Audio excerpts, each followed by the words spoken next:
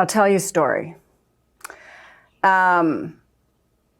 So when we were getting Neuromed ready, I had the benefit that previous to spinning out Neuromed out of UBC, I was working in tech transfer at UBC, so I got involved in a ton of biotech companies and learned a lot.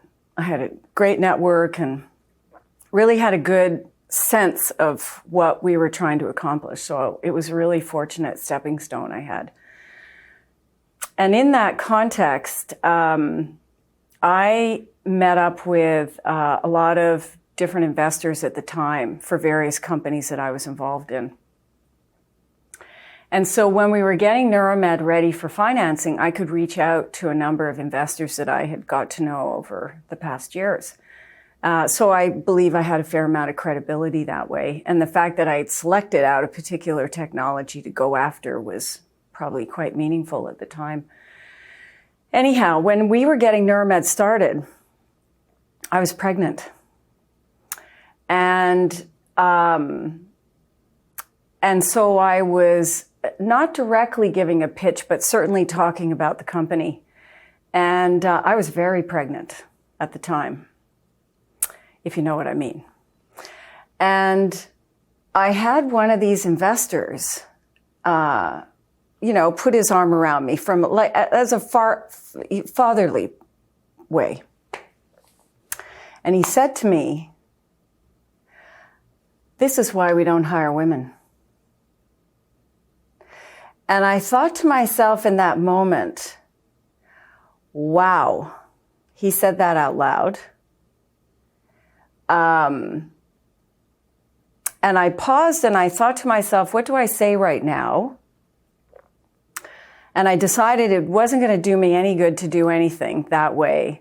But it was a real wake-up call to me that obviously that whole attitude was out there. Not necessarily shared by all, of course, but something to be aware of. And obviously, it took me aback. But it made me very aware of the circumstances and to really think hard about who I want to work with. Because the flip side, fast forward, I had my child, and I was actively, I considered my child kind of the first employee of Neuromed. Because the flip side, when we were actively raising money at the time, I went out for lunch and I had my baby with me because he was very young at the time and we had a few people around. And we were in a restaurant and I was meeting with a couple of seed investors. And Isaac started to cry, so I got up to walk him around in the restaurant, and one of the investors at the table said, "No, don't you worry. You keep talking. I'll take the baby and I'll walk the baby around the restaurant, and you just keep going, and we'll be great." And off we went. And so there's the flip side, right? That there's a couple of different ways you can look at this, and it really, as I say, it totally cemented you got to work with people that you really respect and are aligned with so that you can build great things together.